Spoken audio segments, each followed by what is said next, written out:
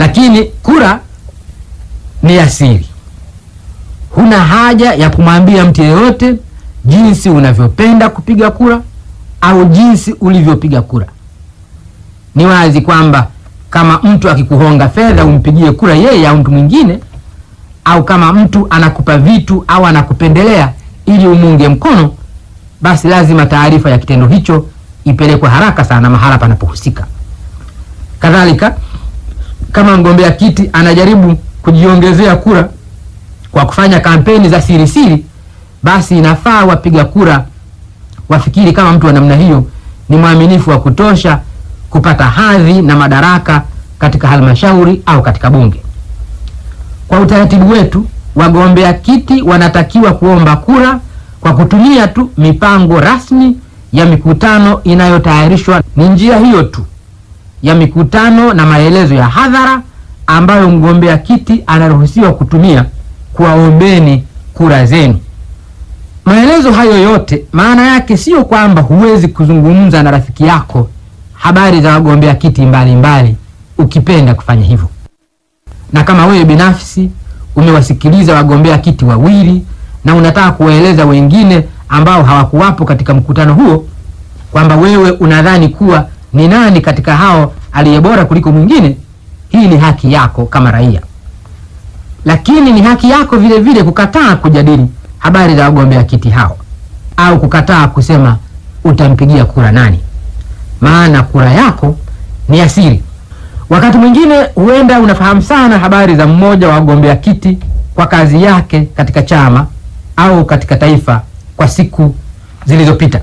Na kama mmoja wao alikuwa mbunge au diwani kabla ya uchaguzi huu, unaweza kumpima kwa upande mmoja kwa kazi aliyokwisha kuifanya.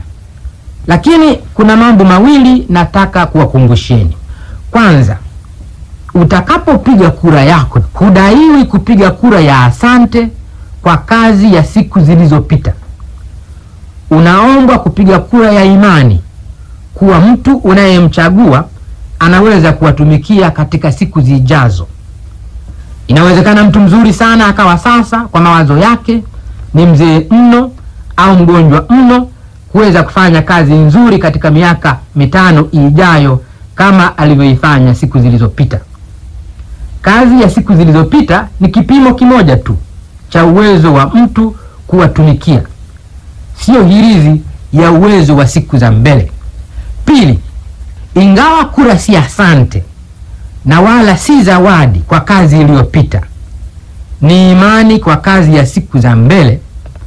Mnachagua watu wa kuiongoza nchi yetu kwa kipindi cha miaka 5 ijayo.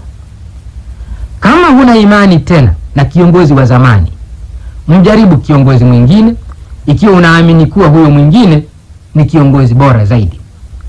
Lakini ikiwa kiongozi wako wa zamani kafanya kazi yake vizuri katika kipindi kilichopita na huna sababu ya kufanya ufikiri kuwa hataendelea kufanya kazi yake vizuri katika kipindi kifuatacho, usimbadili tu kama nguo ili ujifurahishe moyo.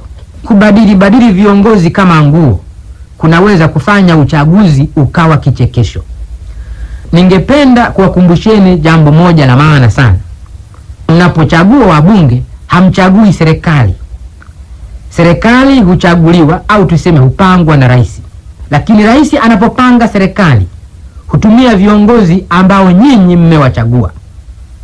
Ni kweli kwamba rais amepewa uwezo wa kuchagua wabunge wachache na anaweza baadhi yao akawafanya mawaziri.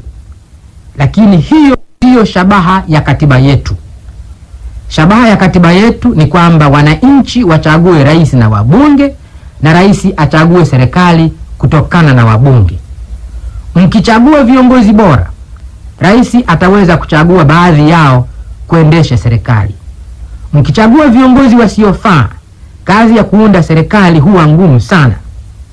Sina shaka mtachagua kwa makini na mtachagua viongozi bora. Baba wa Taifa Mwalimu Julius Kambarage Nyerere aliyasema hayo Oktoba 25 mwaka 1970 akilihutubia taifa kabla ya kufanyika kwa uchaguzi mkuu.